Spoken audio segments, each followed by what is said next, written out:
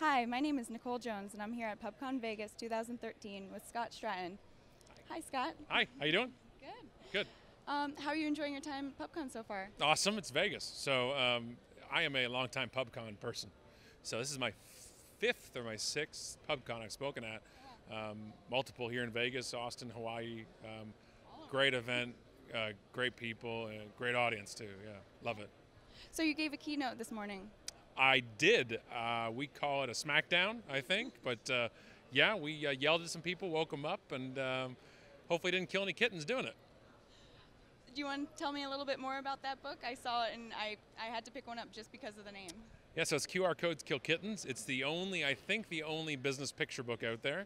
It's all about businesses screwing things up because they're really good at that. And so we decided to make a picture book out of it, and everywhere to screw up. And there's every book on the shelf is about what to do. So we did one about what not to do.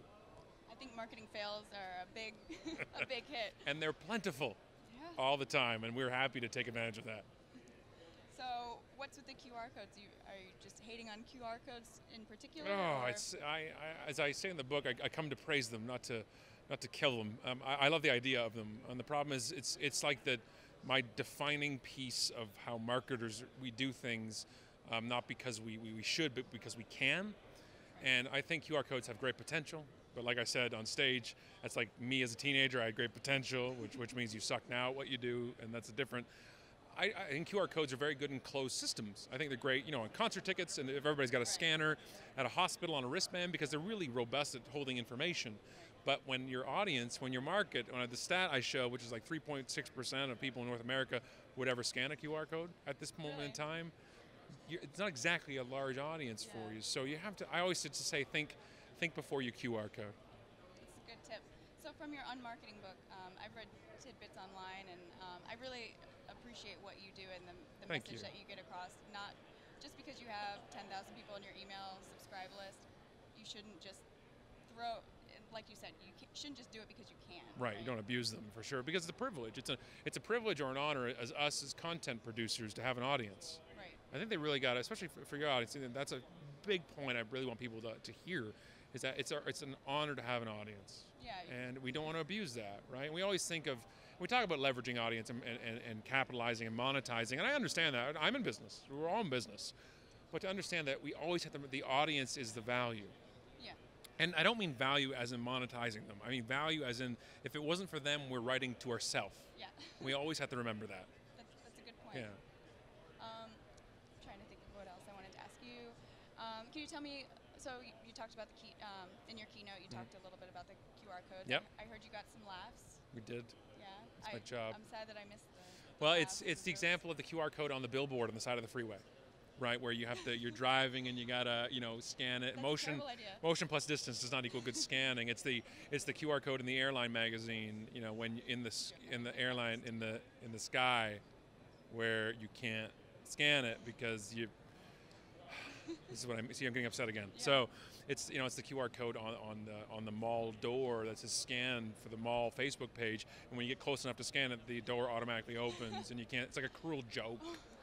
I've never seen that. That's awful. I have, and it hurts. So those are the kind of examples. That's exactly what's in the book, is those type of things. And QR is really kind of just like the overall theme of it. So inside it, it's also all the other screw-ups. It's the social media screw-ups. It's the blog screw-ups. It's the content screw-ups where we don't think first. It's the automating a tweet when a natural disaster is happening and not realizing you just said something ridiculous. Yeah. It's a guy who sent out an inspirational tweet, which hurts my soul. Sent out an inspirational tweet about you got to blow things up before you start over the day the Boston bombing happens, right? Like we just got to think. I understand automation. I understand they have a place.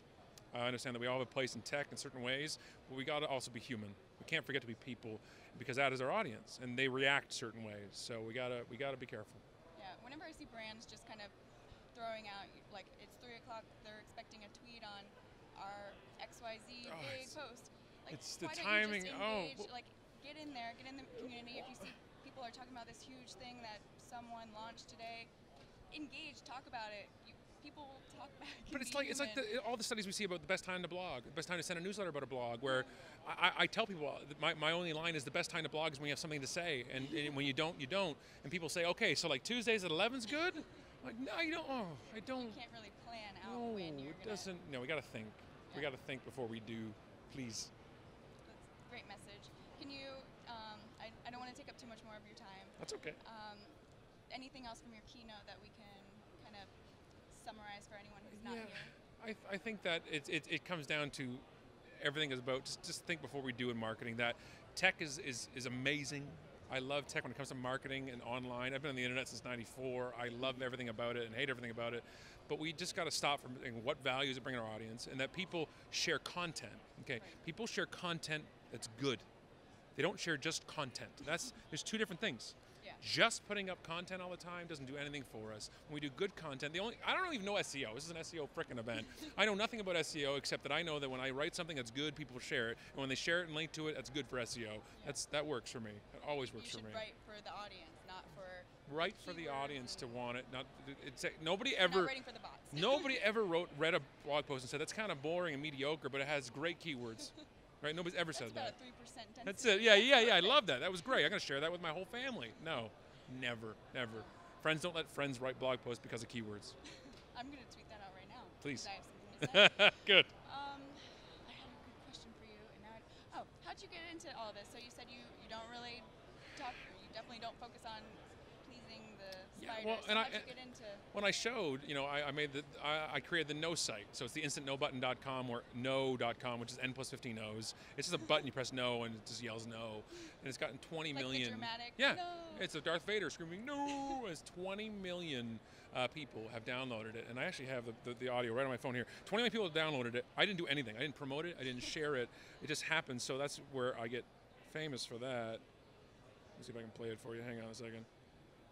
Come on.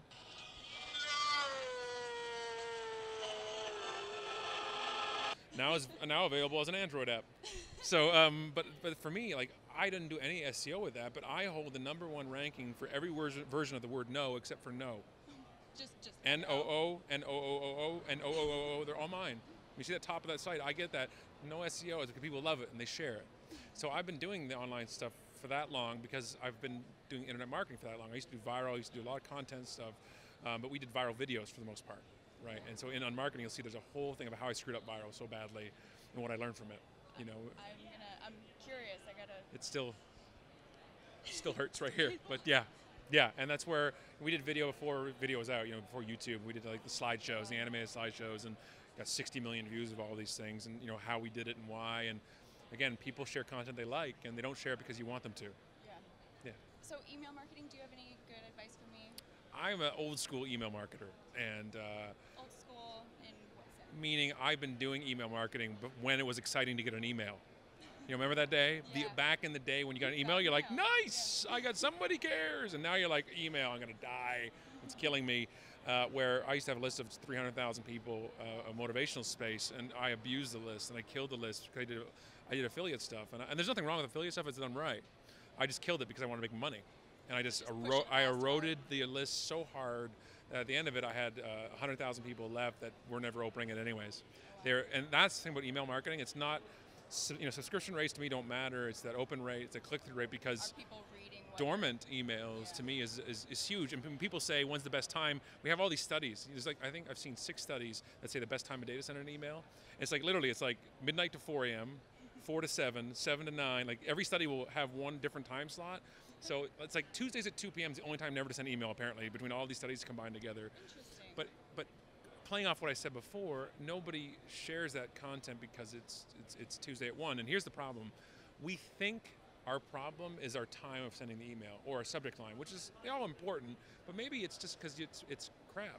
Yeah. Maybe you don't send out good content. Maybe your newsletter that says November's chiropractic news, nobody cares, right? Yeah. And so time of day is your 11th problem. Yeah, right? It's not necessarily what time it arrives in What are you sharing? Right? Yeah, what are you sharing? Are you sending your own press release? You're sending your own PR stuff that you want to get out there? Or are you sending content that I want to consume? That's it. Do our subscribers want to consume our content? If the answer is not really, we got to start over. So how do you find out how do you gauge when? You look at rates. You really do. It's open rates. You can argue back and forth about open rates, how realistic they are, how close they are. But it's actionable. So the click-through of it. And I know if I write a blog post, I don't put the post in the email. I write a specific description for it just for my audience, and they know it's coming, so I know how many people are going to it. So if my rate is 30%, I'm getting of my audience going to it. I know the benchmark of the industry is 4%. I know I'm doing something right, right? And we can do the classic stuff with this audience knows, split testing and smart stuff and tracking. And the problem is most people who do newsletters don't even track. They don't even look.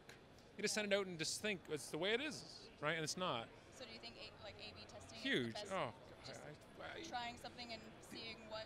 A/B testing is one of the oldest school internet marketing moves there is, and still one of the best. And the majority of people out there never do it. It's so old school, yet so smart. A lot of work, right? Is that I know it's efforts. I have to try to get people to buy. Oh, you mean I have to do work now? I gotta. Oh, but you understand on the front end, if you increase a click through by double it, you know you're at the end of the road. You've doubled that. Like people don't understand exponentially better click throughs or split testing all down that road, and we don't even check that. I don't even think companies test out their own shopping carts. Like they can't. I actually want to believe they don't test them out because they're so stupid and ridiculous that if you sat there and went through that and said, oh, that was fine, there's something wrong. I challenge every CEO out there. I want you to do like undercover CEO online version and shop on your sites and try them out on sites and tell me you don't give up. Right? Tell me you don't do the shopping cart abandonment move. Oh yeah, right? I'm guilty. But they don't realize that. But they sit there and they go, oh, well, it was some other reason because it was Wednesday. No, it's because you asked me 7 times for the same information, or it's so, I can't go back if I want to buy something else. It's just usability. Yeah. Just usability on the basic level isn't even looked at right now, and it hurts. I think I could write a book on things I hate that websites do. All the time. Well, thank you so much for all of this amazing information. You're welcome. Share it with our audience at CopyPress. You're welcome. Enjoy. So thank you again, Scott. I'm Nicole, coming from Pubcon Vegas.